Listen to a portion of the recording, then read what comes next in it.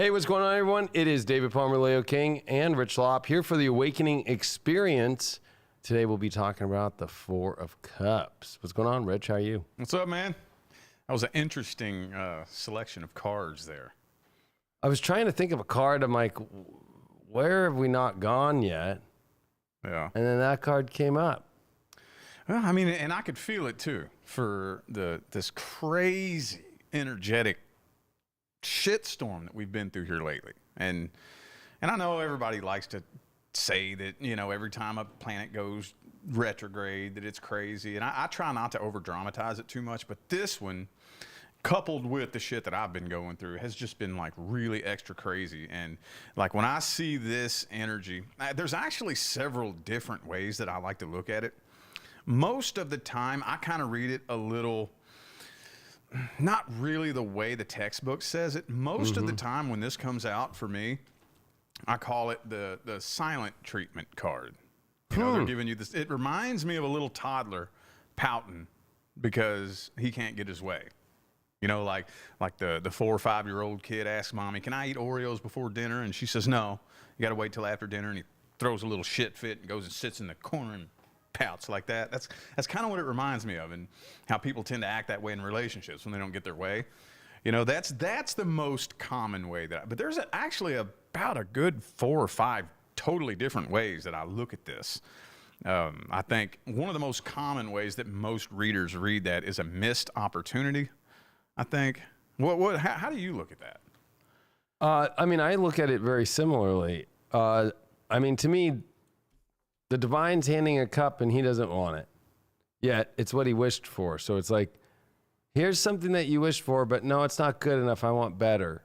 Or it's like, I'm already fulfilled with this. I don't want anything more. But usually that can be a missed opportunity, or it's extremely stubborn. Like, that's not good enough. I want better. Even though the divine's bringing it in, and it's always going to be something. And I think it's weird that the 5 of Cups comes after this, where then he's in sorrow, right? Like, oh, it went down the river, these 2 cups. You know, it's like, I feel like that's what's so interesting, though, is it's the stubborn aspect emotionally of like, no. And it's the divine coming through with it. It's actually like we wish for things usually, and when we're in hard spots in life, to come through. Like, can you come through for me? And if God came through it, then we'd be like, fuck yes. This is a case where it's like, nope, I'm just in my own place that I want to be, and you're trying to come here with this? No. So it's quote unquote a wish card, but it's ironically the wish card that it's never good enough. This reminds me of like, oh, it's never going to be good enough for you, whatever it might be. Yeah, well, I mean, that goes right in line with one of the things that I talk a lot about when I teach manifestation, about how most of what we think we want, you know, usually what most people think they want is something in regards to either love or money. And in our mind, in our fantasy world, we think we want this thing because it's going to create some special feeling. But then in reality, when it finally gets handed to you, it's almost never how you painted it up in your imagination. No. I thought it was going to be like this. And you see people do that in relationships all the time. They sit around lonely. Oh, I just wish I was in a relationship. I just wish somebody would come love me. I don't care who, just somebody. And then finally somebody comes in and they're like, this isn't what I thought it would be. And they sabotage it. But another interesting way that I look at this right here, and I think I even read this in a textbook actually, is that he doesn't think he's good enough. Because if you take a look at it, if you think about it, look, the cloud is handing it to him. Right. And he doesn't even think that's possible. Like, there's no way. There's no way. Like, an opportunity is being handed to you, and he just has such low self-confidence and low self-esteem that he doesn't even believe that he would even be good enough. So again, like I said, there's several very different ways depending on everything else that comes out. But another way that I look at it, sometimes I'll say, you know, this person may feel like you're out of their league. You know, like if an opportunity is coming along, and if you've ever been in that place, I know I have, back when I had no self-esteem. We talked about that in one episode where, you know, there's this opportunity, and it's like, what the hell do you want with me? There is no way. And you just fly right over your head, and you don't even realize it's there, you know? Yeah, I think that's a good way to look at it because honestly, he does look like. What do you mean? I've already got these 3 cups. I'm good. I don't need this in my life. But this could also be where you've made a wish and it comes through, and you're like, I don't really want it anymore.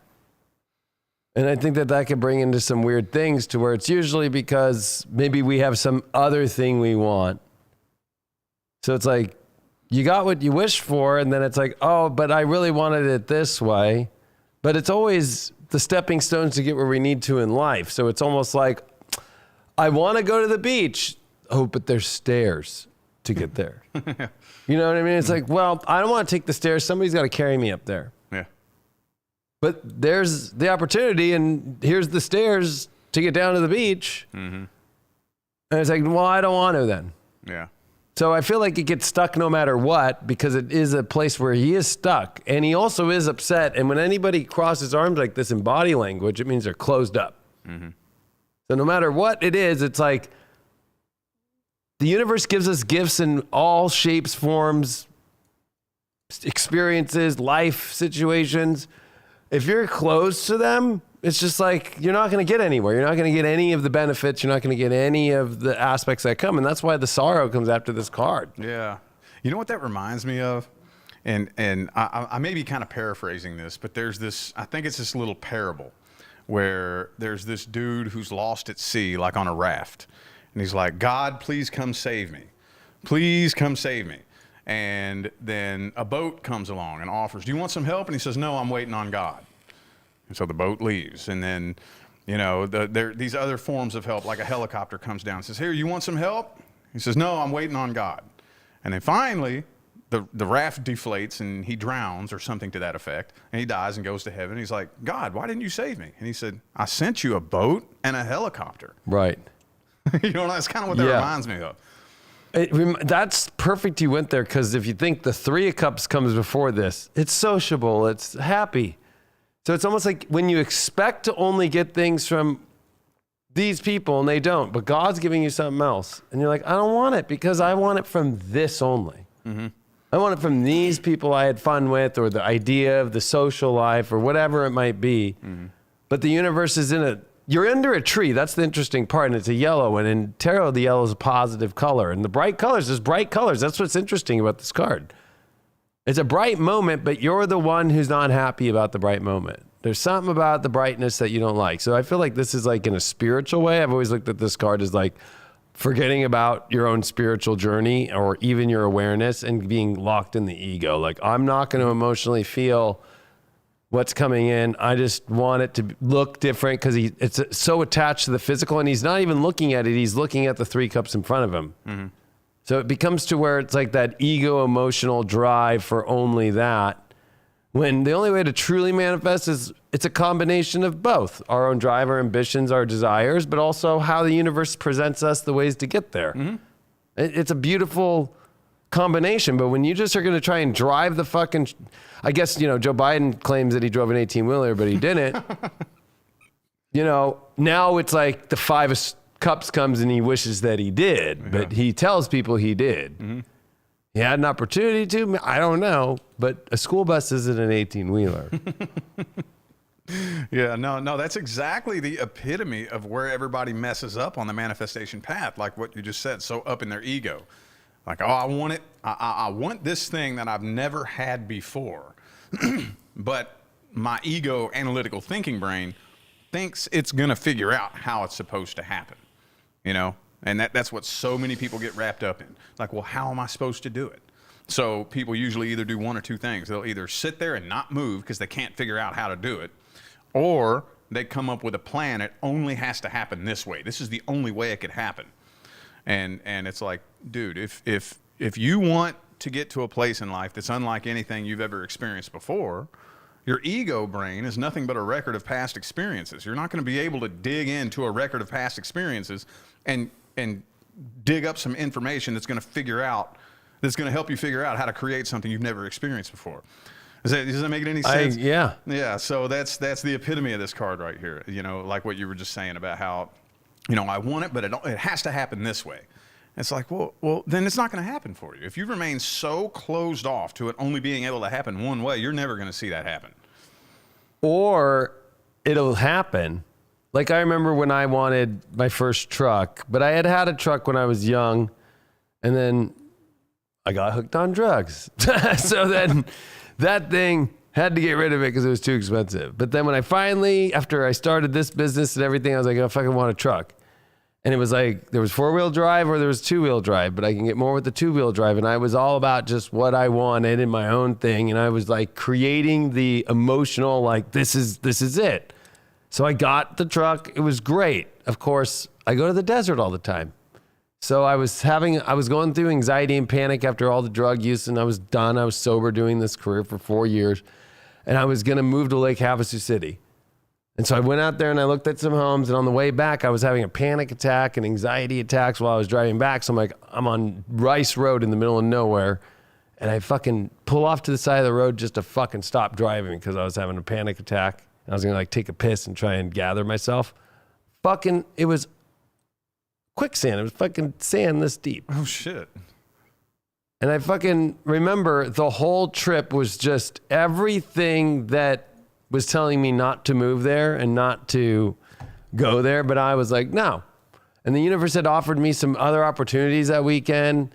But no, I was like so hell-bent on, I'm going to do this. This will fix all my problems. And this truck, I'll be able to do anything through it, even though I knew I should have got a 4-wheel drive. And maybe, not got all the other options. Boom, I got stuck. And the worst was a Chevy guy 4 hours later. 4 hours. Because it was like a Tuesday in the middle of the desert, right? The sun's going down. There's no cell service. Yeah. This is 2014. There's no cell service. I'm fucking in the middle of nowhere. I have my fucking chairs under it. I have fucking deflated the tires. I have fucking done everything. I've got the chairs trying to be a wedge to fucking do it. I'm fucking just spinning those fucking tires. I fucking look up, fucking wave people down. It's a Chevy truck. He luckily has a fucking tow strap. Oh. In a 4-wheel drive and pulls me out. And he looked at me and went, that's why we drive 4-wheel drives. And I went, the worst is I used to be a Chevy guy and I'm in a Ford. And he's like, it's all good. Don't buy a 2-wheel drive anymore. And I remember that was when I never bought a 2-wheel drive ever again. Was that a Ford? It was my Ford, yeah. It was an FX2 when they were making. I still think they make those, but yeah. Oh. It was an F-150, yeah. But I have the pictures. It was horrible. But I remember my whole life, and I never ended up moving to Havasu thinking it would save me. The universe was offering me, like, get help. Yeah. But I was like, no, my help, my own way. Mm-hmm. I'm going to move here, and this will change things, and my truck can do this, and da-da-da. All of it got shattered in a 5 of cups after this card moment. Yep. Well, we're fixed signs, man. That's how we roll. I know. Fucking not easy. Yeah. I can't count how many times I've had to learn that lesson. And I mean, it's good though. But I mean, you're double fixed, aren't you? Triple fixed. Oh, you're oh shit. Wow. So I'm just a fixed son. So maybe that's one of the reasons why I don't know. I'm still like when I get my mind set on something, it's really hard to change it. But Right. I got kicked down to rock bottom a few times, and I've really been working on being as flexible as possible Right. for the past few years so I don't run into situations like that again. But that sounds so similar. I mean, similar to the situation with my Camaro. You know, crossing from Vegas right through the California line, Right. you know, coming from Vegas. And you know how it kind of goes up that hill, up that cliff? Bam. That's After the weird Mexican fake alien little mirrors. Yeah. Yep.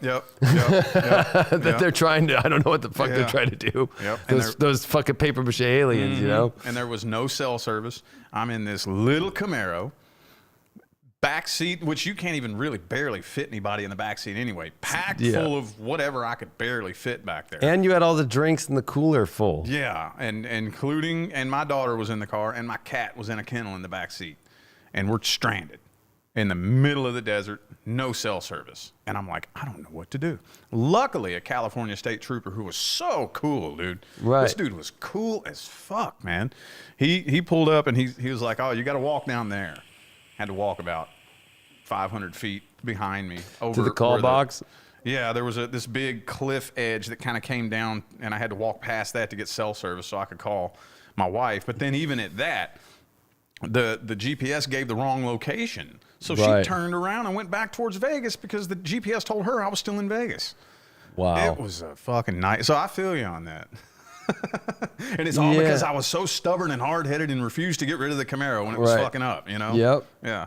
And that's one weird example on both of our parts. I feel like this one, though, is always that spiritual undertone of where it's like, I almost feel like it's being bratty to God. Like, I know better, God. Mm-hmm. Or to any situation. And it's what's weird is it leaves the social situation, the Three of Cups, and goes to this.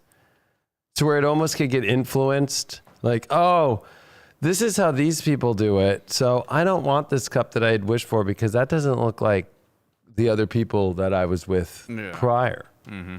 Right? So it's kind of like one of those programming moments where you see this in everybody's journey where they go through, I'm spiritual, I'm doing all of it, and then they see somebody else doing something like, I'm going to do it that way instead. Yeah.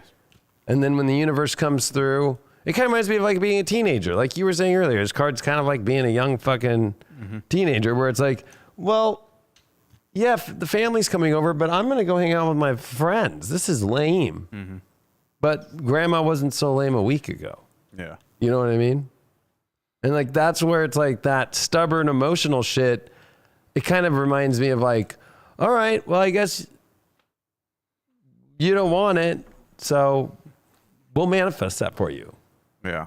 And then there's always sorrow that comes after that. Mm-hmm. You know? And then there's that humbling of Six of Cups where I feel like it's like, you know, we all really want to get to the Six of Cups. I know 10 of Cups is amazing too, but that Six of Cups is that tranquility and that place to where it's just where you're actually appreciating everything. Mm-hmm. So I feel like this is a card of not gratitude either. Like when God's coming through, I'm not grateful. I don't want it. I don't care. Yeah. And that always leads to sorrow. Mm-hmm. Yeah, because I mean, it's a place of delusion. Because if thinking about it, and that's a good way to look at it too, thinking about it from the Three of Cups, partying, having fun, you know, and that's not fulfilling me. So I need to have it from some other source. And people get so lost because they get so stuck on looking at other people and not realizing, because humans have this weird fucked up tendency to want to idolize something or someone. They think there's someone outside of them that has it all figured out. They think there's someone out there that has it made, that's up, and it, like we've talked about before, runs rampant in the spiritual community. I think it's worse in the spiritual community than anything else, but I mean, you see it in all other areas, facets, and aspects of life where, you know, okay, so I'm doing it this way for a little bit, but now that's boring. Now I want to do it that way, like what you just said. And then I think this right here is failure to realize that everybody's fucked up. Everybody. Right. That one person that you're comparing yourself to, all they've done is they've hidden it better than you. Like David Goggins says. Yeah. He worded that perfectly. Everybody's fucked up. We all got our problems. The only difference is that person you think has it all and has it made, they've hidden their fucked up world better than you. Right. That's it. And that's what this right here, I think, is when you kind of get caught in that conundrum of trying to emulate other people and trying to follow other people and trying to do it this way and trying to be like that person who seems to have it all figured out. And it's not filling that void because most people are lost. Yeah. Does that make any sense? You see what I I'm mean, going with yeah. this? I mean, I think it's contemplation. If you think you got Two of Cups where it's like the divine union, then Three of Cups, the social party, then Four of Cups is like, I don't know if I want that anymore. But usually that's the dark coming in. Because then you think you want that, but it just leads you into sorrow when it's like, oh, I just, like, we'll use a relationship. Oh, I found somebody. We went to a party. Oh, I don't know. Other people are a little different. Yeah. And Four of Cups, like contemplating, and then you're getting the call, you're getting, I love you. And it's like, maybe not. And then Five of Cups comes because you realize, oh my God. Mm-hmm. I had it and I fucking pushed it away. Mm-hmm. I always look at this card as pushing somebody away, especially in relationships. I'm like, oh, they're pushing you away. They're not even, and it's not even from anything you did. It's something inside of them that's really fucking upset, or it could be frustrated with themselves, or they're just in a lost contemplative place. They can't see the bigger picture of the divine story coming in. and the good things. You know, that's the problem in the world. Like, look at the world ever since people used to make commitments in life and be with people, like, and then all this crazy world of just like, be fucking single, do whatever you want. How many, you know, I remember because I actually was the king of single. So empty as fucking shit. Sure, career filled me up, but not personal life. Yeah. And so which is better, having both? Yeah. And some people, you have to start at you know, I've got the career. Some people to start where, oh, well, I've got my personal life in a good space. Mm-hmm. But it doesn't matter which way, you know, which one you start with. That's the whole thing. It's all about the whole spiritual journey and the awakening experiences. If we're talking about changing the collective, it's about doing things to change the collective. But this is like, I don't want to call it pity, but it is self-pity, right? Like self-pity about what good shit's happening in your life that's coming to you that you're like, no, it's too good. Mm-hmm. People get that way though. They get scared too when an opportunity comes. And I think every artist goes through this, and I'm sure you do with music. Like when the big thing finally comes, it's all great. And then when it actually comes in the day of, woo, the nerves come, the fucking sweats come, and then 90% of people just say, find an excuse. I'm not going to do it. I know. Yeah. That's normal. I'm too sick. I can't do it. I don't want to. I don't feel good. Mm-hmm. And it's like, how do you get over that? It's like seeing the opportunity that shows up and seeing how it's going to come together instead of, well, I'm not seeing it the way that I want to see it. I want to feel the biggest thing I heard from 10,000 clients over my life is like, I want to feel like this. Yeah. Mm-hmm. But they want something to create that feeling for Correct. them, right? And that never will happen. Never happens. Mm-hmm. Never does. It's like, I want to feel like this. You know, and you learn that through drugs too. It's like, this drug's going to make me feel this way, and it never does. You always got to buy a little bit more. Mm-hmm. Or maybe that was the wrong connect. Yeah. No, this is the connect that has it. And then you're chasing 24/7. Or people chasing relationships. I want that person that makes me feel like this. Mm-hmm. Like, well, okay. Continue on chasing because you're never satisfied enough, you know? Mm-hmm. Yeah. And I think that's very normal, too, to get really nervous and scared when the big thing comes. Because I've been going through that here lately with some of the things that me and you have coming. Right. I've been thinking about it. I'm scared. I'm fucking scared. I'm like, oh, my God. I've never done anything like this before. It's freaking me out. It's like, oh, damn. It's really about to come being... It's freaking me out. But how do you get over it? You don't. You do it anyway. Yeah. Like I think I've talked about this in an episode before. I saw this video back in like 2016. Have you ever seen that dude? He's pretty popular on almost every platform. His name's Prince EA. Yeah. He does the spoken word videos, poetry videos. Well, the one he did back in like 2016, it's titled something to the effect of "Everybody dies, but not everybody lives." And he says something to the effect of they did a study, a hospital study, on 100 elderly patients. When they were laying on their deathbed, facing their last days, they were asked to reflect on their life's biggest regrets. And the overwhelming majority of them said that they regretted not the things that they did, they regretted the things that they didn't do, the risks they were too afraid to take. And for some reason, when I heard that was like a gut punch. That punched me in the soul. And I made a vow to myself from that point forward. I don't care how scared I am. I don't care what risk I'm taking. If I get lucky enough to live to be 90 years old and I'm laying on my deathbed, I don't want to be looking back wondering what would have happened if I wouldn't have been too scared to try that. I would rather try and fail and embarrass the shit out of myself in front of millions of people than be too scared to even try. You know what I'm saying? Yes. The other part of one of those major studies was it was people who were with families who were at the end of their life. They built a family. They built the biggest career because of that. That's what the tree's about. So in astrology, it's all about the 4th house to the 10th house. So this is him at the 4th house, 4th card, 4th cup. He's emotionally stuck in his personal life contemplation. Well, if you don't have a lot, which the 10 of cups is about the ultimate dream, right? You finally get your dream, the rainbow shows up, yeah, but it's always with the foundation. So if your foundation's shaky, you're never going to get anywhere. But that was what's weird about that study is the most people that had the most regrets were single people. Mm. And the people, even if you look at it, whether it's politics, any industry, charities, they all have families, they all are in relationships to get to the biggest place they got. It just always is that way. That's what astrology always shows. Fourth house foundation, the more that you build, and in Vedic astrology especially, the more that you build your roots, the more that the tree can grow. But if you're going to try and just be yourself and be a fucking dandelion and try to go to everywhere that you think you can go and just keep repotting yourself everywhere emotionally, you're never going to build anything. Yeah. You know, it's like you've got to plant somewhere in your life. The contemplation aspect of planting is always, I think, the hardest thing for people. Yeah. Like, is a palm tree going to live in New York City? No. No, it's not.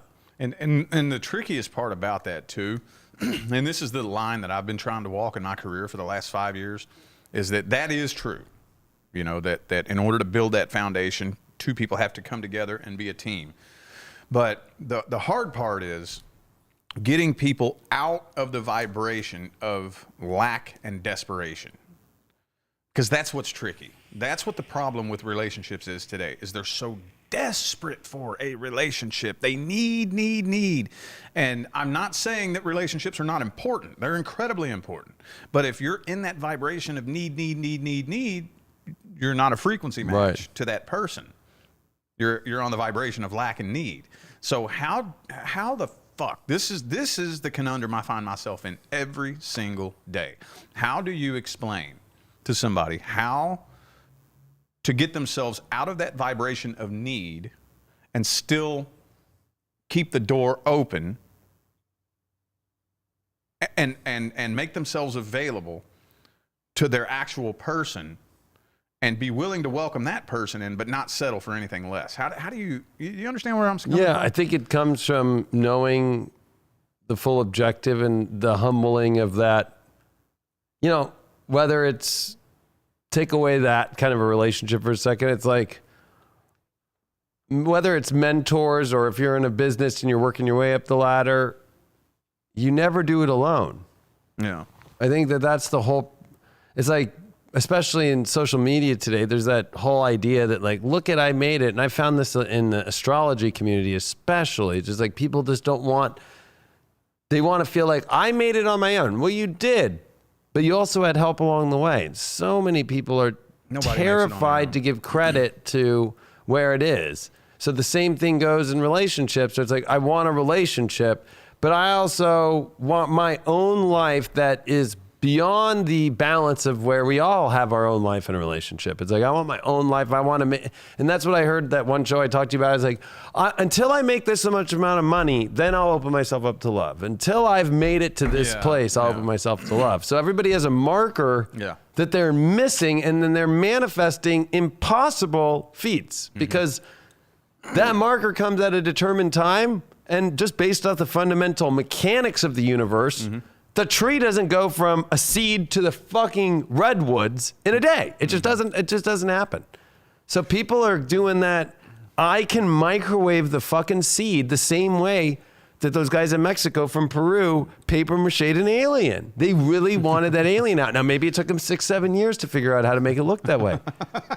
But still, that took that time. But they still believe it that much. Yeah. Now they want everybody to believe that that's the humanoid aliens of here. I'm sorry to say, but you made it look like just like E.T., and that's what you see people do, is copycatting what they've seen other people do. Or they were programmed, they didn't realize. I think those people down in Mexico and Peru, literally, like, maybe when they were a kid, the only movie they were able to see through some fucking TV set that the rich person had in the town, who had the right bunny antennas to be able to receive E.T. Yeah. And that's their idea of what aliens are, you know? Yeah. But see, people do that all the time. But now with TikTok and all this shit, it's just like, here's God with some beautiful thing. Now, I want it to be the way that I want it to look. I want it to look like that TikToker's life. Yeah. And it's like, how are you? Because whatever it's coming from, it's from your view. Yeah. But it's influenced. Mm-hmm. You're viewing it from your lens, not like I always say, there was no job application for the Leo King. Yeah. Because I created it on my own, right? But when I say on my own, the idea of it, yes. But the lessons I've learned from the mentors I've had and from the other astrologers that I worked with and seeing and being influenced in other ways, that's part of it. Yeah. But this idea that you're not influenced anywhere and people are too embarrassed to fucking give any credit anywhere. I mean, that's the whole part of like in bands, like a band will open for a big band. Mm-hmm. And they're like, dude, I got big because fucking AC/DC let me open for them. Mm-hmm. But today's world, the Instagram won't even have AC/DC. I played this big show. And I saw that in the DJ world so much. It's like, especially I used to have to be the direct opener, which is the best one for the big top 100 DJs. But before that, you had to be the 9 p.m. DJ when nobody's there except like the people that support you, which you really find out who really supports you in that situation. Mm-hmm. And you're playing for the bartenders. Yeah. And the bottle servicer. And like, that's it. Mm-hmm. And then maybe you're lucky you get to the 10 p.m. one. It's about appreciation at all levels of where you're at. This guy or whoever this person is, whenever this card comes out, it's zero wanting what it wants to get where it needs to go. It's like you ask for a DJ gig. Sure, it's the 9 p.m. one, but this is your start to go. Nope, I want to be the headline DJ. Okay, well, before you can be that, you're not going to just be. Paris Hilton tried that. Didn't work out too well for her. Yeah, a lot of people try that. You know, but that's what people want. Or Stevie Aoki, his dad died, Benihana's his owner, and paid to be on stage. Yeah, a lot of people want that because of that illusion. Like I said, everything's this big illusion. Like nobody makes it on their own. I know. We don't even want to talk about A-list celebrities. I know. They didn't fucking who changed their names too. Yeah. They didn't make it on their own. Johnny Depp and Adam Sandler and Jim Carrey and all that. Think they made it there on their own? Shit. We don't even SNL. Yeah. But even before that, but yeah. We don't need to go into all that, but nobody makes it on there. I didn't make it on my own. Right. Think I'd be where I am today if it was all up to me. If it was all up to me, I'd be living in a hotel making $75,000 a year on a YouTube check. That's what I would be if it was just up to me. Mm-hmm. I ain't even gonna lie. I give it credit all the time. My fucking wife. Yep. My wife is the only reason why I am where I am today. You know, we all have something or someone, and a lot of men I think would probably be embarrassed to admit that. I'm not embarrassed to admit it. I don't give a fuck. I know I'm the face of my business. I know I'm the name of it, but she's the backbone behind it. Right. She's the backbone. She's the heart, the fucking soul. She's the one that built it all. Our whole empire. I would be nothing without her. And that's anybody out here. I don't care who tries to pretend that they got somewhere by themselves. It's bullshit. And then people see that and they believe it. Right. And they think, oh, well, I want to be that. No, it's a lie. Nobody gets there on their own. No, and then I think it's the comforts, because he looks pretty comfortable under this tree. Like, I'm sure the comfort, and this might sound weird, but there's something comfortable about a motel, AC in the wall, and the sound of it. Yeah. And it works, and it cools the room down quick. Yeah. And there's the little comforts of having your smoke and just opening the one little screen that's right there and just going to the shower. It's like you can become comfortable. I lived in my RV in 2020 through the beginning of 2021. It was very comfortable. And I became comfortable living in my RV. I was like, I became in that place where I'm like, no, I don't need to go get a new place, because I moved from LA here during the middle of the pandemic. And I just said, I'm going to live here. And then I had my RV. I always had my RV out here. I'm like, well, I'll sleep in the RV at first. And then I went, why would I sleep in the RV when I can turn this whole room into a bedroom? So then I made a bedroom, and then I used the RV as the shower. But I got comfortable in that and living here. But it wasn't, I remember I was like, gosh, I want to open up to have a relationship, and that wasn't able to happen until I finally got out of this place. Yeah. It's kind of hard to build a relationship living in a warehouse. I did it living in a hotel. I know. I'm just saying, though, but you were both willing to evolve out of that. Oh, yeah. Yeah. Yeah. But that could be the opposite, too. Some people could have everything they want in the world, and then it's not good enough. It's not good enough, yeah. It's because they're looking for an external source to their internal emptiness. And how do we explain to people that it doesn't work that way? I'm not the only one that said it. You're not the only one that said it. If you listen out there, people for decades and decades and decades and decades have been preaching that message. And it's like nobody wants to listen. Everybody always has to learn the hard way. They have to go out. They have to say, "No, fuck you. I don't believe that money is going to create my happiness for me." And then they go out and make money, and then they end up fucking miserable. Some of them blow their heads off. A lot. Yeah. The older you get, too, I feel like this is one of those cards where it kind of gives you a check. Like, how many more things are you going to turn down in your life that are beautiful for your own vanity or your own ego? Because by the time you start getting to fucking where you're almost 40, you're like, fuck, these people are dead. That club isn't cool anymore. Mm-hmm. That group went and had kids and all that. And then you're sitting alone by yourself, fucking being like, what did I do? Yeah. You know, it's all temporary, that Three of Cups. It's meant for the moment to enjoy the night of that party, but not to try and carry it through your life. Yeah. That's what this guy's contemplating. Do I continue to live this idea of this life that was a temporary moment? And, you know, it doesn't have meaning to it either. So it's like, this is also a card where it's like not looking at the meaning, because he's not looking at the spiritual meaning of the, look at, I'm bringing in the next level. I'm bringing in the next thing, or I'm continuing to bring in the wish that you want. No, I don't want that wish. I want it to look like this. So this could be a card of going backwards. Mm-hmm. Because it's like everything's in alignment, everything's looking good. No, I want to go back to the party, because the only thing he's looking at is the Three of Cups. 3 cups. I'm going to stay in the party. So that's where, like, I see a lot of people stay in party life. And the worst is when they get to like 50. Dude.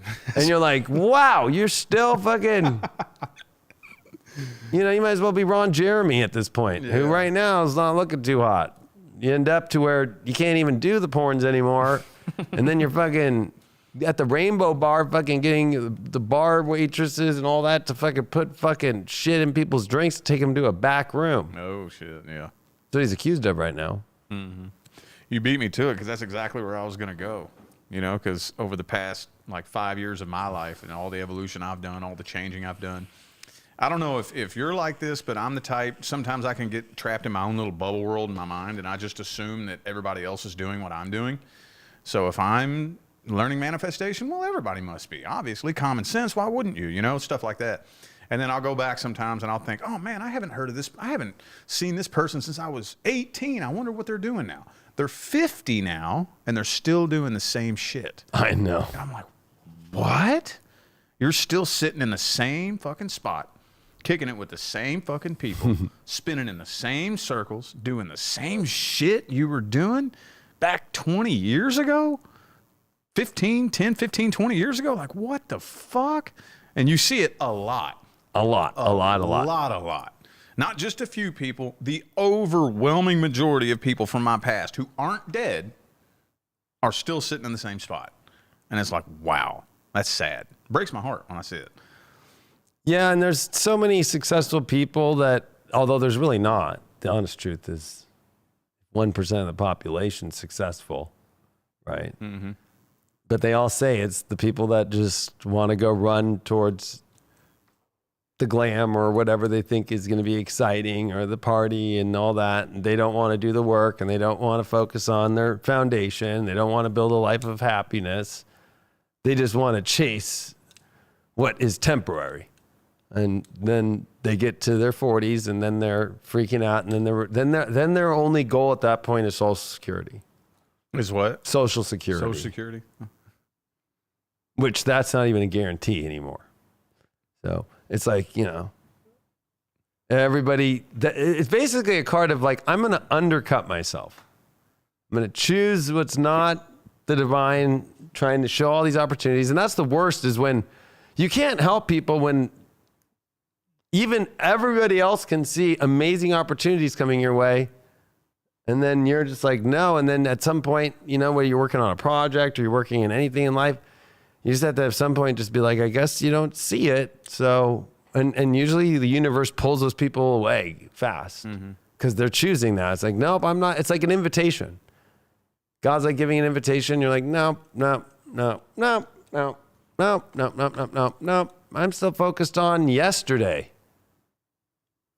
This is like looking at now and where this now goes to tomorrow. But most people don't realize until you accept the moment today is what tomorrow can be. Or if you keep staying focused on yesterday, every day will be yesterday's focus, not even moving anywhere. Mm-hmm. And a lot of people have problems leaving their past to move up to the better place. That's why the tree's there. It's like if you're sitting at the bottom of the tree, you're not climbing anywhere. You're not going anywhere. You're just sitting. And it's because you're contemplating or you're not being willing to make a decision because it's emotionally. To me, I feel like this is way more of an emotional card because it is the cups than some logical issue. It's like where you get emotionally confused, or especially like you start to actually believe that God isn't on your side. Like this, I also used to use this card as like, you don't believe that God can make the things you want to happen because you're not seeing them. You won't look at them. You don't believe either. Mm-hmm. And that always happens when you're about to level up. When you're about to level up, the universe is going to test you with your faith. Every time. And see that you're going to level up. And it doesn't matter if you fuck up, just as long as you get to that last minute and you fucking do it, then that's a bigger, thing than completely not. It's once I feel like there's like lights like in cars. Like this is the green light, but this is the yellow light where it's like, are you really going to stop to where you're dead fully stopped? You're already pretty stopped. I'm trying to offer you the green light to keep going. Mm-hmm. And it's like, this is where people get hesitant. Mm-hmm. That's normal. That's totally normal. Yeah. That's the reality. That's the reality of leveling up. It's, and it always sounds like I'm bitching. I feel kind of guilty when I talk about these things. I don't say these things to be negative. I don't say these things to discourage people.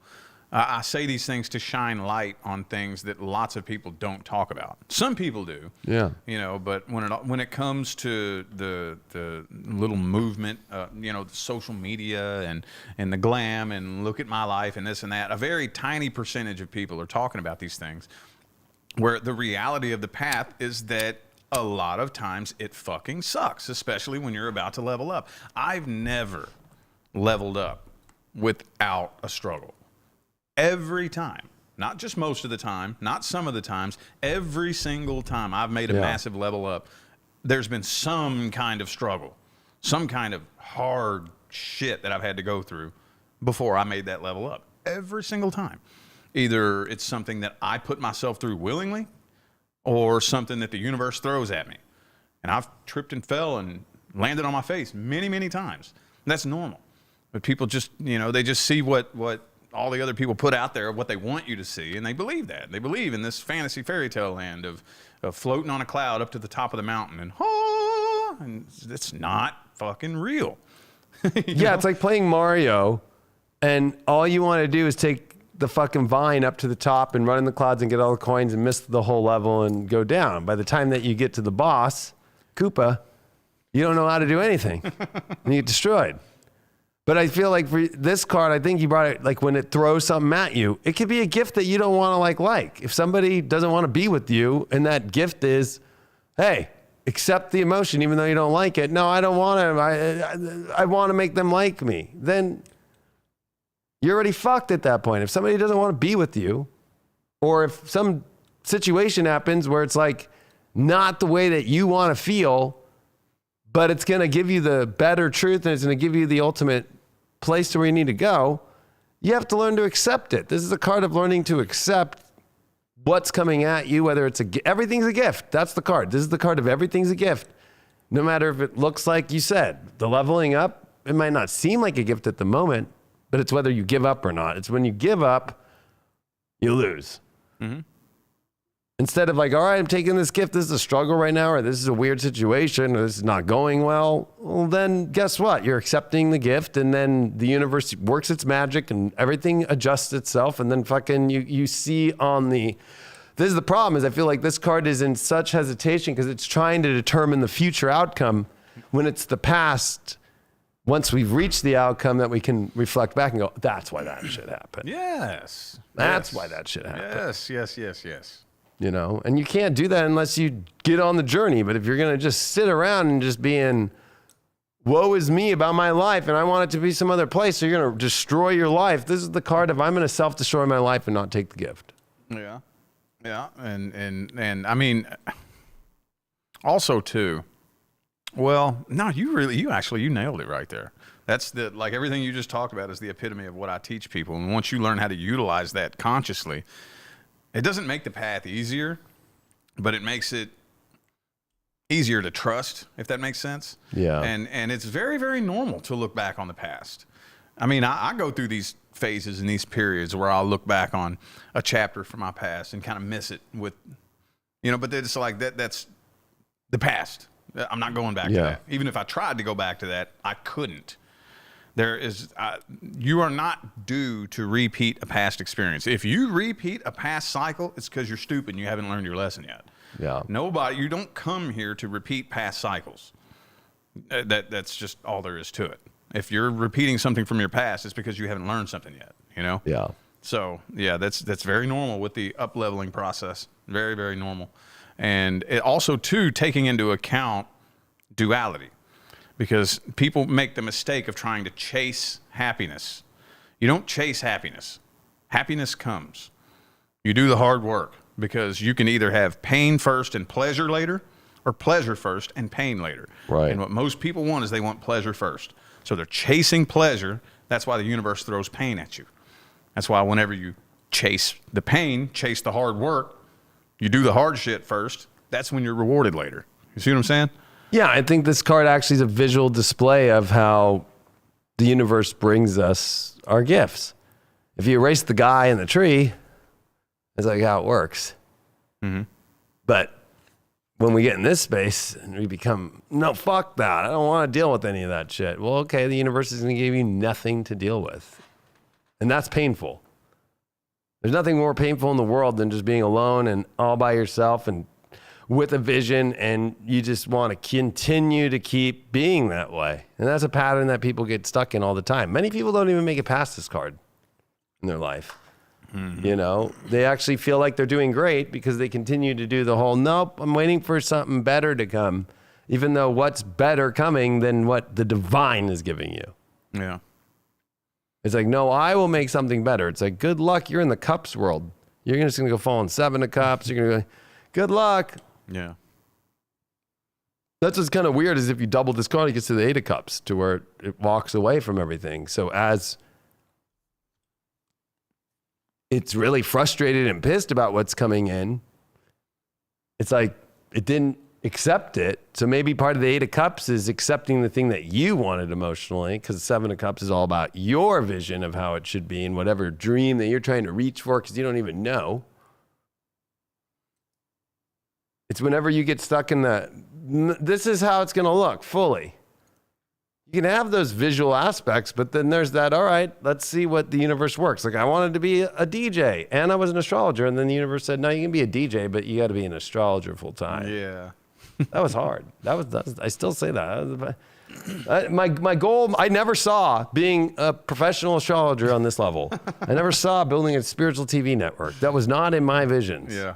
It was not in my perspective.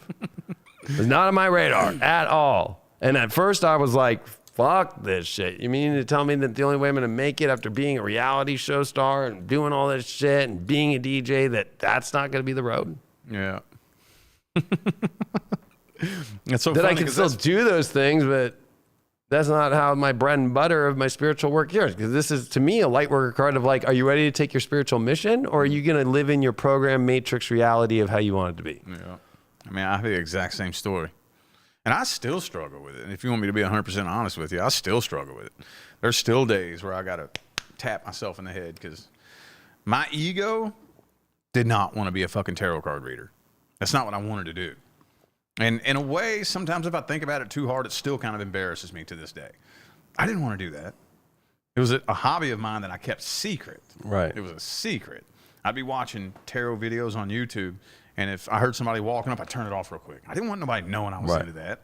So when I put the videos on my channel, I didn't dream in a million years anybody would watch it. And if they did, they would unsubscribe to my channel and say, this is stupid. I was just doing it to scratch and itch. And then saying your exact words, when the universe shoved me into a corner and took everything away from me and left me with no choice, I was pissed. Yeah. I was like, no, I don't want to do this for a living. I wanted to be like one of those super affiliates, you know? Like, yeah, look at how I made 6 figures last year, you know, from promoting, posting these ads and this and that. That's what I wanted to do. But no, I mean, now I can affiliate market. I can. But like you said, my bread and butter is I'm a fucking tarot card reader. It wasn't my idea. It was not my plan. It was embarrassing as fuck, but. I mean, that's the hard part of it is like, if you look back, you know, like whatever you wanted to be, in my case, DJ, and I had reality shows and I was fucking in super 15 minutes of fame. And I got an agent that booked me. Again, I didn't go seek it. It showed up. And I started getting booked in Chicago and booked at all these places and got to play the big clubs I wanted to play. But I remember sitting in Chicago one night. I flew in. It was fucking snowed out. I played at this place and it wasn't the expectation I had visualized it to be. And then, of course, you don't realize the little things like, oh, well, this is my agent. And he's like, if you want to keep playing, you got to go to this after hours with me and go watch these other DJs and start to meet all them. And I'm like, okay. And then I go there and it's just like not my kind of vibe crowd. But it's like, you have to do that unless you want to keep making it. And I'm like, I don't want to fucking do this. And then that's when I remember coming back from that one gig and just being like, is that really what I want to do? Or it's like, I have to fucking go kiss people's ass to keep getting fucking booked in these other cities. And I had stopped doing drugs. So it was like, you know, people back then, especially in 2010, 11, were like, fucking, you're not going to take a bump of this. You're not going to do that. I'm like, no. And then they actually didn't want to book me because of that, you know? Oh, wow. You got to remember that, like, in that scene, like, you only feel like you're down if you're down, right? Like, so it's like, shit. It's one of the things that fascinates me about you. That every time I sit and hear you tell one of these stories, you talk about how you just quit drugs for yourself, by yourself. For this work, yeah. And for myself, but yeah. And then, like, you've been through all this crazy shit and you've never gone back to it. No. I will be the first to admit I'm not that strong-minded. Like, I've been on and off battling drugs and alcoholism ever since I was a teenager, and I have struggled. I've quit for short periods, and then I'd fall back. And then I'd quit again, and then fall back. And it's like, it's been a struggle. How the hell did you just say, I'm quitting one day, and then just stick to it? Like, how did you do that? I think 3 days at Coachella with a quarter of Coke. And my girlfriend and I at the time had it. And I remember the third day Pink Floyd was closing out.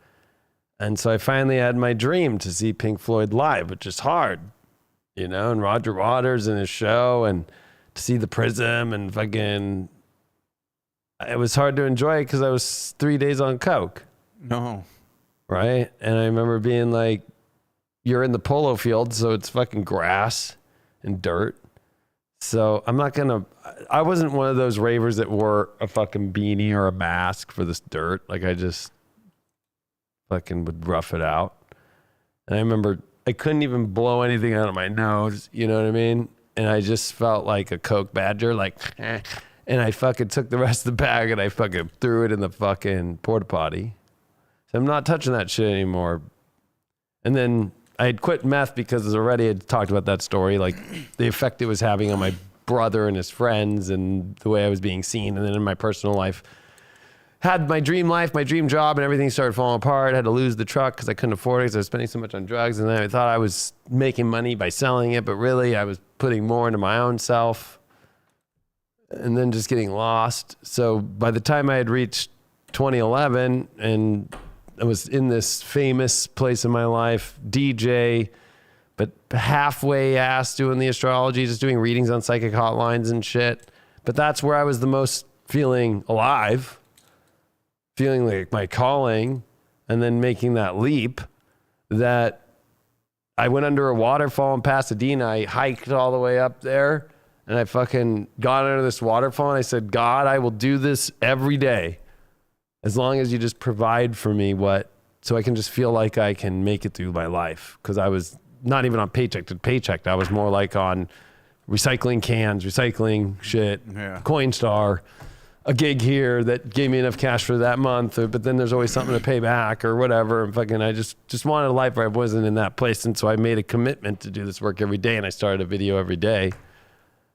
And that commitment paid off really fast to where that's one of it. But then I went through therapy in 2015 because I was having panic attacks from not being on drugs and anxiety disorder for 3 years straight. Well, that's what I was going to say. Like even alcohol, you quit drinking. And I quit that in 2015. And then you would still go through panic attacks and not run to get a drink? Well, how the fuck? I mean, I would run to get a drink. Like, but I would take like a half sip or half of a beer just to like ease it at my house. And then I think I told you the other day, then I got to a point to where right before I went into the program, I fucking was having a 6-pack of Modelo's in my truck with me as I would drive and just pull over and take a couple sips so I wouldn't have a panic attack. And that's when I knew something was really wrong.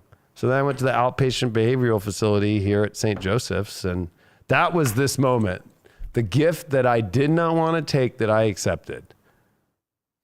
Because I thought I was going to go inpatient.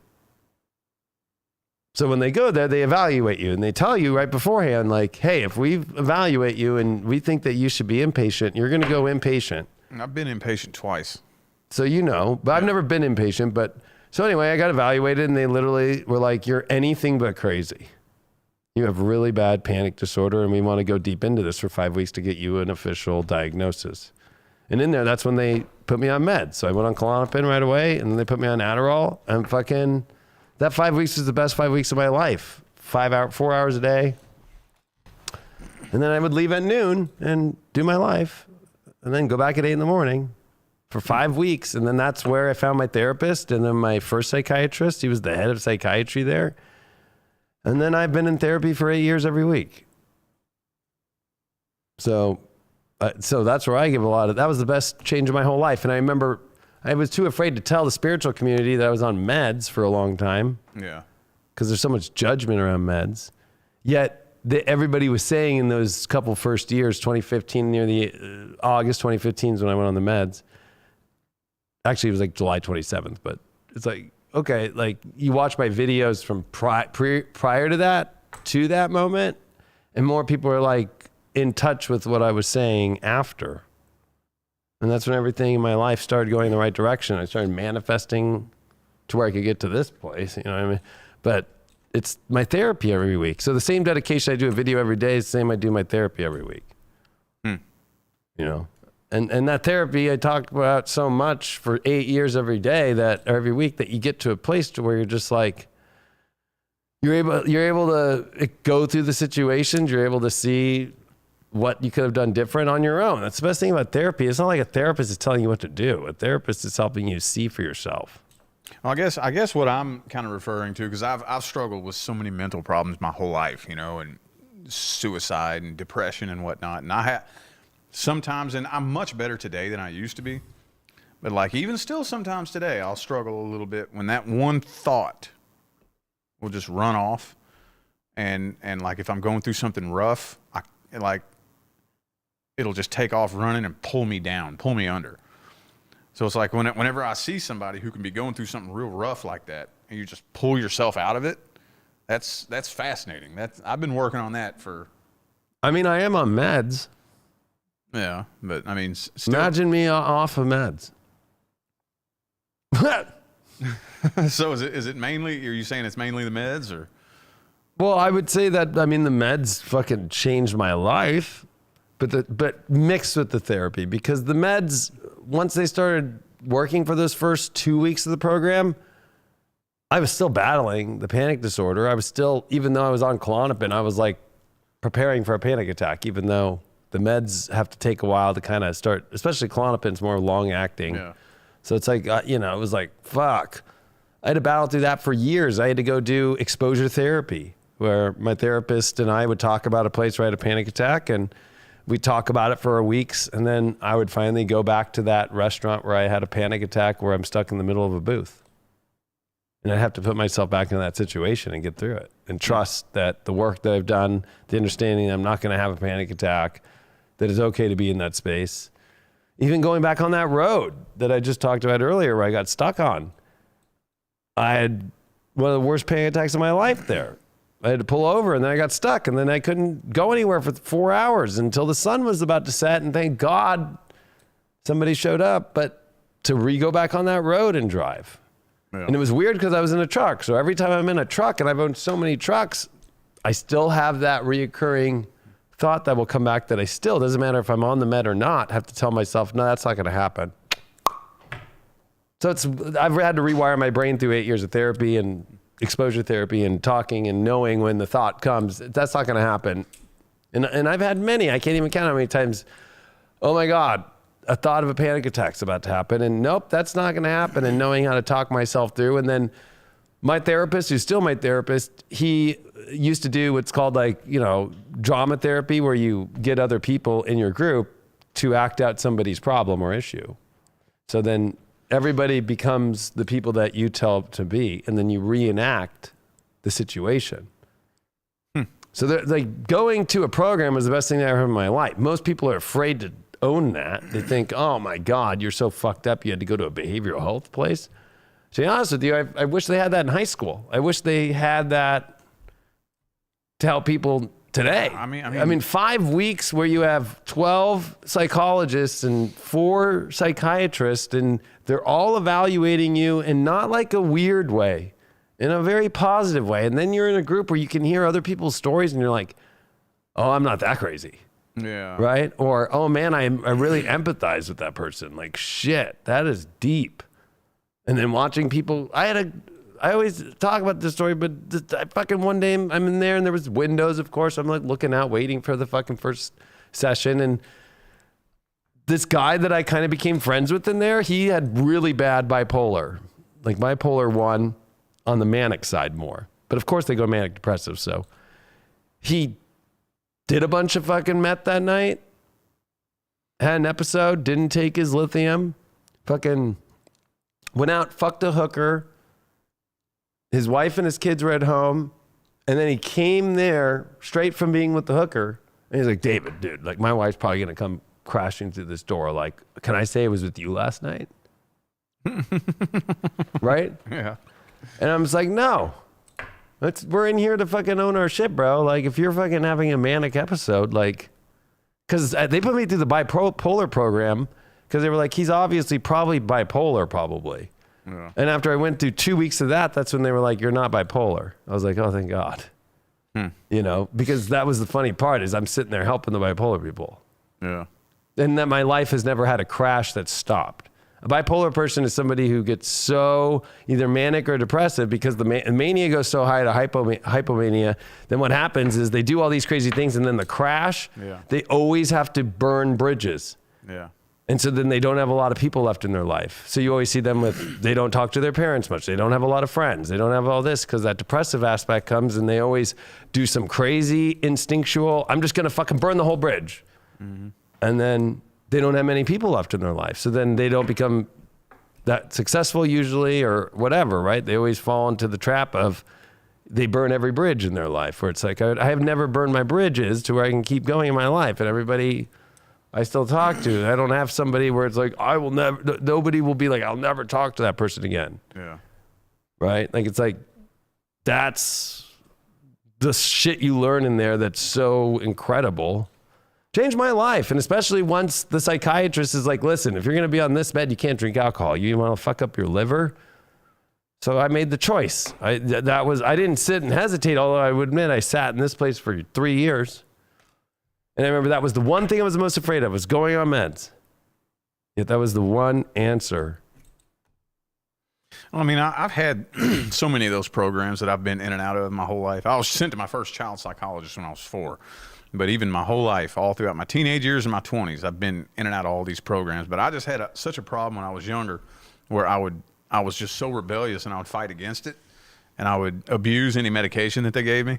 And I just wouldn't do what they were telling me to do. I wanted to do it my way, so I just fucked it all up. And that was all before everything crashed and I went homeless and everything like that. Ever since then, I haven't even tried that. I've just kind of been on my own, doing my own thing and doing my own evolution, and it's been a struggle. So I don't know. I just find it. I wish I would have done what you did. You know, I look back and I'm like, man, if I would have just actually done the fucking shit back then, instead of being so stubborn and pissed off and rebellious, and I just had this thing. I don't know. I was born with this thing where I hate authority. I hate it. But what makes you think it's authority? I don't know. It's just when somebody, and I'm so much better. I'm not like this that bad anymore, but especially when I was younger, when somebody, I don't care if you're a doctor in a white lab coat, I don't care who you are. If you're telling me what I need to do, my blood boils. If you're telling me what to do, I black out and I can't think straight. I get so pissed off and I just rebel against it and just fight against it. No, I'm doing my thing just because you're telling me what to do. I don't care if you're telling me, go pick up that fucking $100 bill and you can have it. No, fuck you. You go shove it up your ass.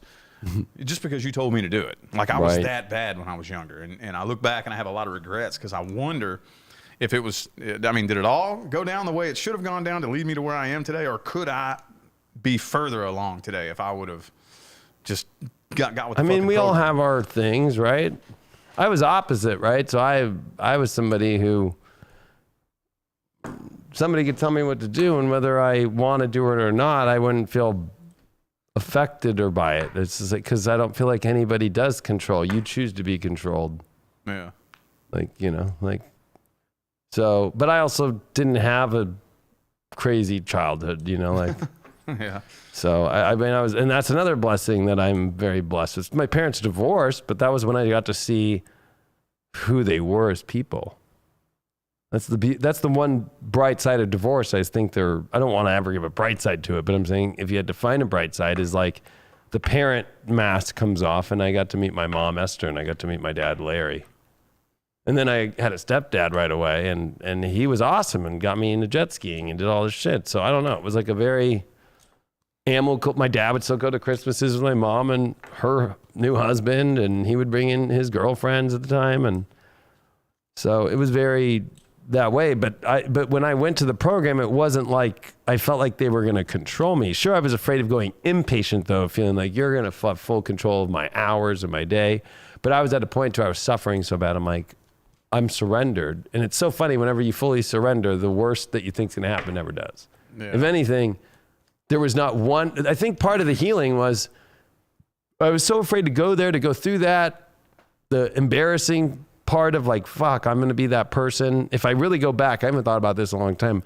I was embarrassed of like, because I'd been famous and all that shit, of like what people will think about me if I'm the one who had to go through a behavioral health program for 5 weeks.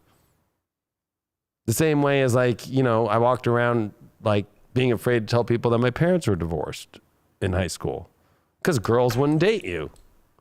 You know, dads would say to their daughters, you know, if that guy's parents are divorced, stay away from him. That was a thing in the late 90s and early 2000s. So, you know, I think I was afraid of that, but it was weird because it was like there was zero control. There was zero anything. It was people that genuinely had empathy and wanted to help. Well, I see that now. And, it, you know, even though if you were to put me and you were to put like a GoPro in there and take a look at the table, not one other person was like me in there at all, right? Like it was all walks of life, 7-year-olds to just the younger kids, like in every kind of different psychological situation. So it was very humbling. I mean, I drew a lot in there. I mean, you know, and that was another part where I was like, am I crazy? And I took a picture of me because they have crayons and paper when you're in the meetings. And so I took a picture. I'm like, yeah, I'm in the loony bin. And I'm drawing crazy ass pictures in crayons as I'm going through my fucking, you know, group therapy sessions. But, you know, it was like one of those things where within that first 2 weeks, I actually got really sick, like a cold. And I remember thinking, this is me purging all that shit, all my fears and all that shit. And right when I got feeling better, 3 days later, I built my first studio that's down the street from here, 2 miles away. My stepdad let me lease one of his places he used for storage. He's like, take over the lease. I'm like, okay. So I fucking did. And I did that for 2 years. And I built the first studio there. And that's what brought me to build this one. and I painted it. And I remember having struggles just even painting the whole room because when you're in panic disorder, you don't really work out much because you lose a lot of weight and the cortisol is always 24/7. So I remember getting to that where I'm like learning to regain my strength, how much I can do, how much I can breathe. I used to have panic attacks. When you get in panic disorder, you actually breathing is like a scary thing. Like, I don't know if I have my breath anymore, you know, or you think you're going to have a seizure all the time because it's just so extreme. My panic attacks were lasting 8 to 12 hours at one point to where the whole day was just a panic attack, the whole day. Or just to the point to where like I walked in the emergency room and I fucking wouldn't even accept sitting down or waiting, to where I was screaming in there like, I'm dying.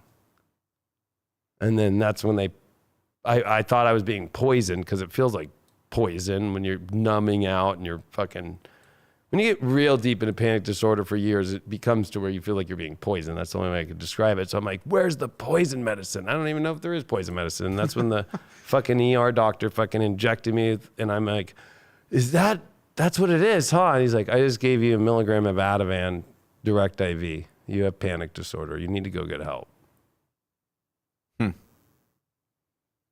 And of course,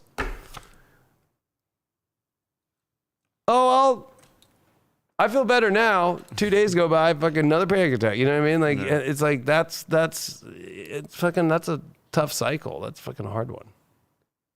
And I still did all my videos through it all. And readings. Well, that's what I was talking about a minute ago. That's what's fascinating. Like you went through all that and you still do this work every single day. If I'm having a hard day, a hard enough day, you know how hard it is for me to get on camera. Every now and then, if you see, well, not always, but there's some times where if I go a whole day without making a video, it's because I'm not in a good mindset. And I just don't have the energy in me to bring to the table. You know, not always. Of course, there's some days where I'm just like, I've done a bunch of work. I can take a day off. But there have been days where it's just like my mind is getting the best of me and I can't get on camera. But I think for me, I don't think that way anymore. I just, like last night, I cleaned all the cameras.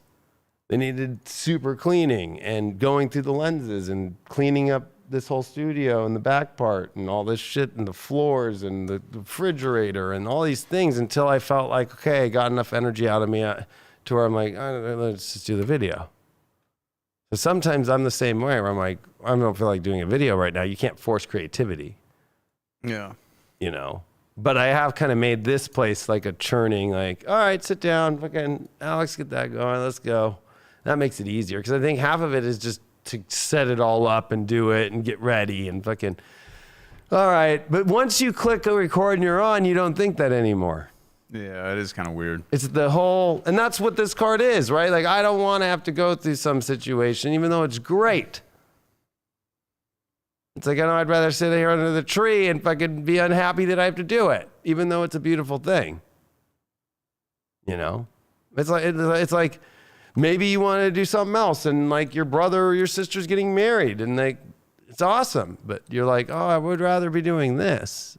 This is where people fuck up. And then because I've known, I can't believe I've been a minister for a long time for weddings and other courses of just being a full blown minister, but I can't tell you how many weddings of my best friends or the people I've done where so many people don't show up that were invited. Like, because, and then always they're on the phone and it's always some stupid excuse. Yeah. So, you know, and I feel bad for those people. And then they always will never talk after that. And it's usually not the person that's getting married. It's the person who feels so embarrassed. Yeah. That happened in my wedding. Really? Yeah. Yeah, there was a dude that was supposed to be one of the groomsmen who was one of the, like I said, I've always been really, really picky about who I connect with in my life.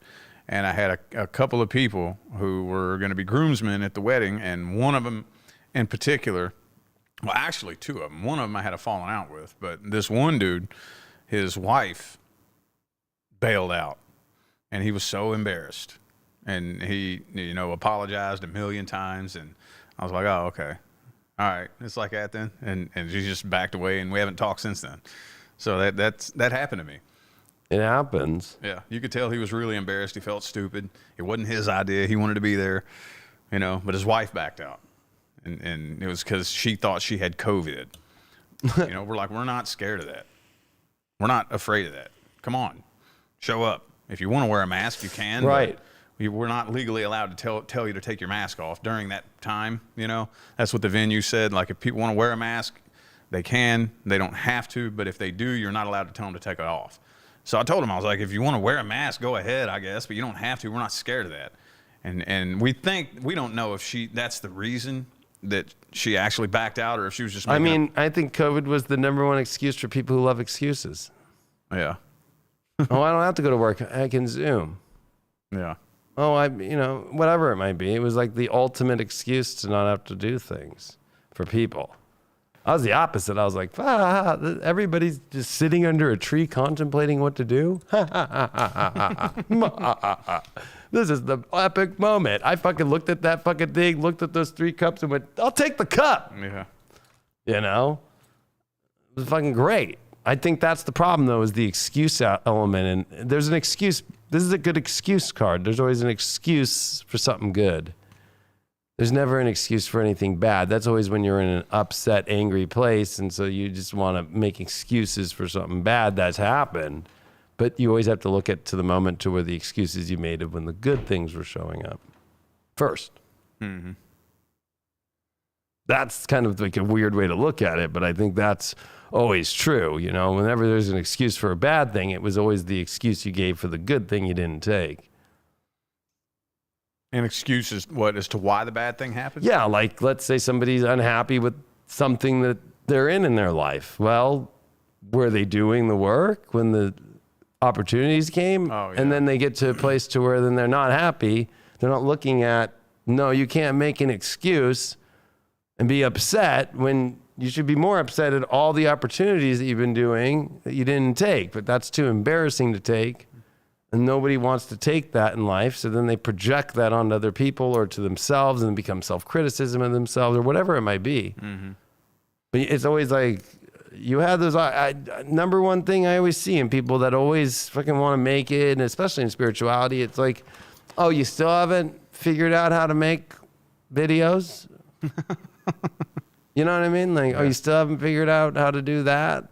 Like, you know, I mean, AI will code a website for you now. You don't even have to make it yourself. AI will make the website. You don't even have to make the description anymore. Chat GPT will make the fucking description. Like, but with all these tools out there, people in the world now just, it's always some situation that they're contemplating and sitting at the bottom of the tree. That's afraid to fail. Afraid to fail. It's all right. You can be afraid to fail all you want. I'm gonna get out there and I'm gonna take action, and I might fail a couple times. That's fine. But I'm gonna be, you know, eventually a door's gonna open. Yeah, failure's success. Yeah. You're just gonna fail a couple times. Everything's a gift. Mm-hmm. Yep. And if the people who are over there are afraid of failing, fine, I'll go fail for you. I'm gonna go fall on my face a couple of times, and then a door's gonna open, and eventually I'm gonna be at the top of the mountain, and you're gonna be there afraid of failing when I've already failed 100 times on my way up here, and then you try to explain that to them, and then they get mad at you and try to fight you and make an excuse, like you said. Yeah, there's this movie. It's very not well known. It was my dad's favorite movie, so it's called the Ultimate Gift. It's about a really rich man and his family. He's like a billionaire, and he dies. So all of his kids are like, I'm getting this part of the corp, I'm getting these lands, and they all come at the beginning of the movie into the boardroom, and the guy who's in charge of the corp goes, yeah, you get this, just the little things to make them just happy enough, but definitely not happy. They're all like, what the fuck? So they're not, that's just cattle land. What am I going to do with cattle? Where's the money? Or where's this? And so they all leave. And then the grandson, who's living off the tit like they all are living, who's got the cool fucking car, he's got the cool apartment with all the chicks, fucking, he asked him to come in, and his grandpa recorded a DVD being like, I'm making an opportunity for you for the ultimate gift, but you got to follow it. And he puts 2 guys in charge before he died to watch and see if he'll do all these things. He doesn't know what they're going to be. And he has to go through working hard on a ranch to learning to be without money. So they take away his car, they take away everything, and he has to be on the street, and he has to learn how to live off the street. Then he has to go fucking learn how to fucking go actually build a true friendship that's not based off money or success or anything like that. So he has to, while he's homeless, meet this girl that he's on the bench, and it's the daughter, some young, like, 10-year-old girl that he becomes friends with that actually has a talk with him and doesn't judge him, but she's also got a disease. And then he has to fucking finally at that point start fucking realizing like the ultimate gift is life and what you do with it, not money or any of these material things. And he won't get it unless he sends him to where his father used to do all this work out in the middle of the jungle and help build the libraries for indigenous people that didn't have access to libraries and books. And that's where his father died.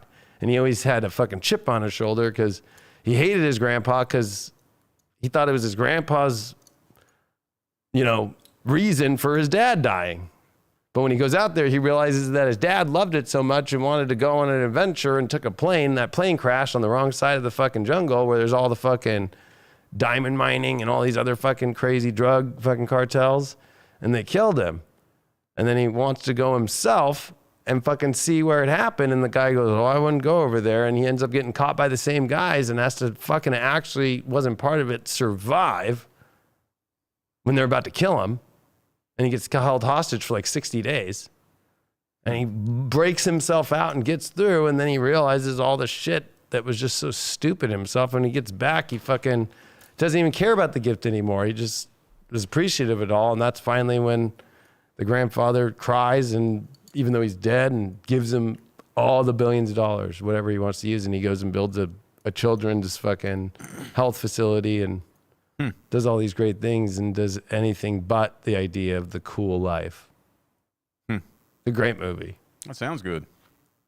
But that's what this card reminds me of, is like people are so minute and little when if you think of the Matrix actually only points you to things that are the tiny little crevices that don't have any other doors, right, in life. Like, oh, it might be cool to look and have this life. Well, it's a room. It's not the whole universe. Yeah. And that's the problem, is that people get caught up into the space of like, I just want this. They don't think of the whole extending story. I remember when I used to model, it was like, well, how far is that going to go? It's not going to go that far. How far is this going to go? People don't look at that though. They just look only at what's the immediate. They'll feel better now, and then they'll come back to this place again. Because it's never enough. You know what I mean? Like, oh, well, now I want to be the top model. And then once in the top model, I want to be that. And then, like, I think it's interesting. If you think of Melania Trump, she's a top model, right? She's a huge model, done all this shit. She was the first lady of the United States, and they wouldn't put her on a magazine. Right? But did she complain? I mean, Trump did, but did she complain? No. I always found her as the classiest first lady. That she didn't fucking bitch and complain that she didn't get traditional first lady treatment. Yeah, that's why it's gonna require a lot of re-education with where we're going collectively, with the dollar crashing, the old financial system crashing, a new financial system birthing into existence. And within the next 20 years, the whole financial system and all that's going to be completely different. But it's going to require a re-education of the masses to get them out of that mentality. Yeah. Because, you can't redistribute all the money that was stolen from everybody and give it all back to them at once in the mindset they're in right now. It would sabotage them. No, it would create the same system that's holding them hostage right now. Yeah. Like they say, if you was to right now completely distribute the wealth evenly out to everybody on the planet, within 5 years, it would all end up back in the same hands. And that's exactly. It's like lotto winners. 99% of them end up broke, unhappy, with nothing. Mm-hmm. Yep. And that's why I think this work that we're doing here is going to be really, really important, even more important, probably coming into next year in 2025 and whatnot, as all this stuff starts to unfold, because it's really going to get down to crunch time where rearranging your perception and your perspective and seeing life in this world for what it really is, not what your fantasy version of what you think it is or what you want it to be is, and getting people to understand that so that they're not out chasing the happiness and the money and I want this life and it has to look like that and this is going to make me feel better. And we got to put an end to that, or else we're not where we're headed. That mentality is not going to work. It will not work. Well, I know this might sound fucking out of the fucking park left field, but since I have a baby daughter and I change diapers, right? Like, I know when she poops because you can hear it. When they're an infant, you hear them poop. Yeah. But in life, women don't poop. Okay? They don't poop. There's no such thing. Women do not poop, right? You never met my wife. I know, but you know what I'm saying? Yeah, like, women do not poop, yeah, okay? yeah, yeah. They don't poop. Yep. But baby girls poop. Can't hide it. Yeah. So when you think of everything on social media today, the idea of like, well, look at, especially these people, they'll take the picture like, look, I'm doing the thing. Mm-hmm. You're not seeing the, right after that picture, the back to, up, I got to fart in the car. Yeah. Up, I need to go eat. Up, I just slopped on myself. Mm-hmm. Up, I care more about this picture to where now I'm actually in a fight with all these other people because I don't want to invest in other people but myself. Like it just, when you really look at it, it's like, you know, the idea of like women don't poop. It's like, well, no, the truth is they do poop. They go to the bathroom every day. They use the same toilet paper. They fucking, unless they have a bidet. But like, you know, and even the bidet, people don't use the bidet. I use the bidet. Yeah. But like, you know, like fucking like all these people don't realize all the things that are happening in life. They only see now, and that's where the Matrix trapped everybody, was social media. I mean, that's what the funny part to me, and why I built High Vibe, is I was like, you can never fully make your whole life off just social media. It's a tool. It's the tool to create these other things. Mm-hmm. But you know, people live their life as like, that's what I want to be. But it's like, what do you do after that? You got to like think wider. You know, it's not like Warren Buffett cares about his fucking Instagram. Yeah. You know what I mean? Or even Tucker Carlson. He doesn't even do his Instagram. Look, he's got the most views, but he's actually out there in other countries and out there interviewing people. Mm-hmm. You know, it's like people want this visual aspect that's very short-lived, and they don't see that person's got to poop too. You know? You know, Kim Kardashian would go a long way if she fucking actually posted a picture of her fucking, I'm going to the bathroom like this with a peace sign, closing the door, I gotta go take a shit. That would help. That doesn't sound like a weird analogy. I use that analogy all the time. But that would help. That would help the world. It would help the world of seeing life for what it really is. Mm-hmm. Even in their show, they never show them having to go poo. I'm not saying you literally do, but even just saying it. Right. Yeah. Right. Like, it's just a world to where nobody's allowed to really see what is happening. So guess what? That's what happens. When it's a baby, it's okay in diapers because they have no other choice. But you know, for all the poopery in the world, you know, that's what's different though. You know, women have to hide it. They don't want to be known for that. So they do it when they think nobody's thinking about it.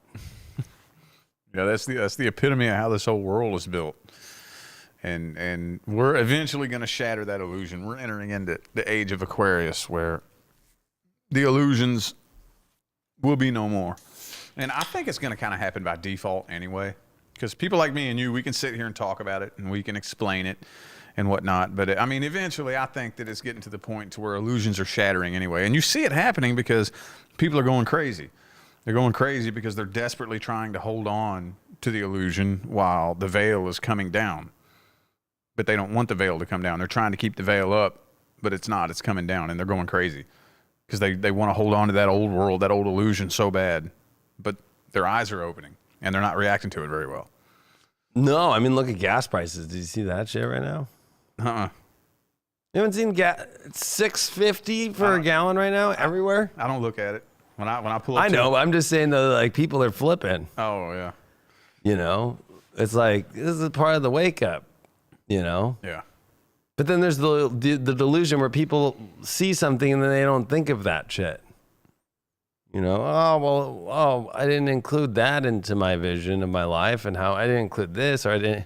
So that's the thing of like going through the steps to get to your manifestation.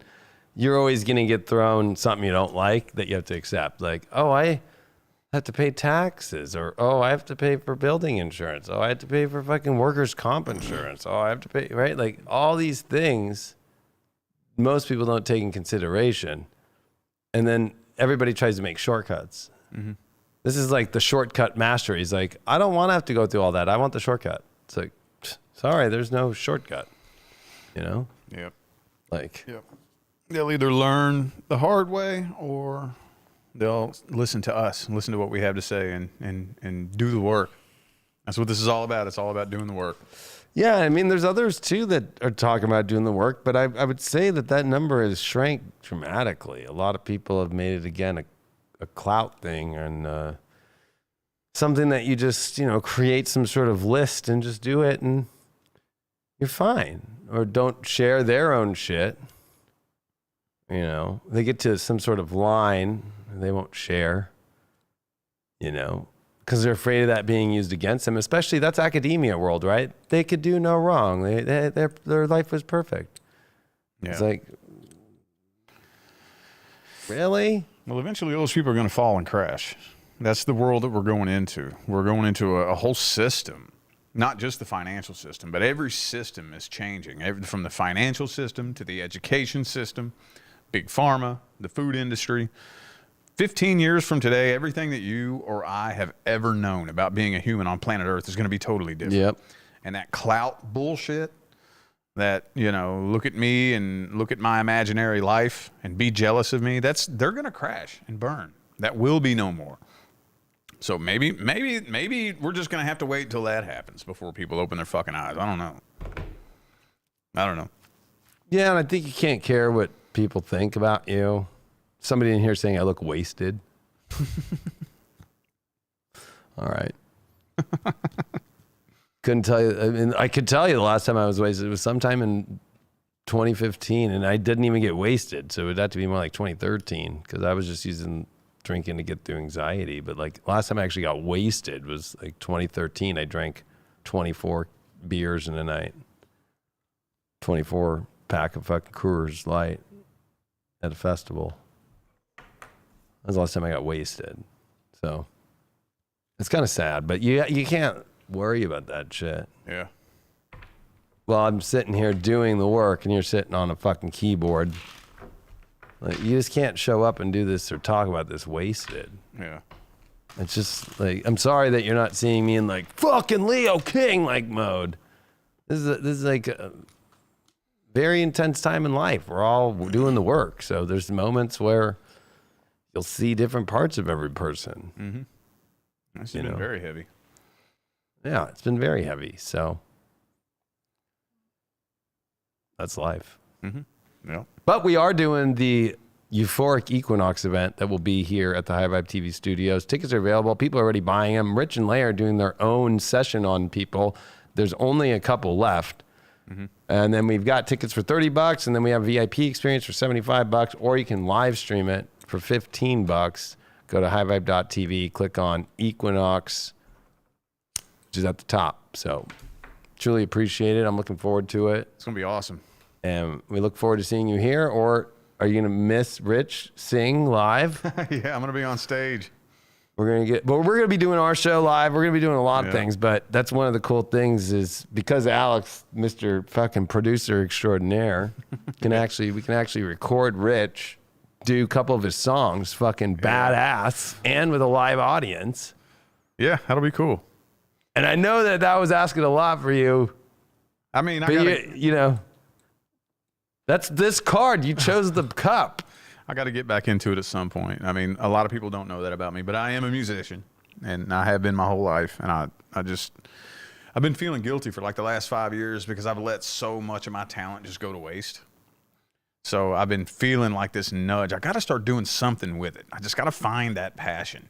And I won't lie, I haven't found it yet, but maybe this nudge in that direction, Yeah. it could I mean, lead to especially something. with maybe. Alex, like he can fucking, that's his life. Maybe it could lead to something. I'm open And to he's that. a fucking guitarist singer like you.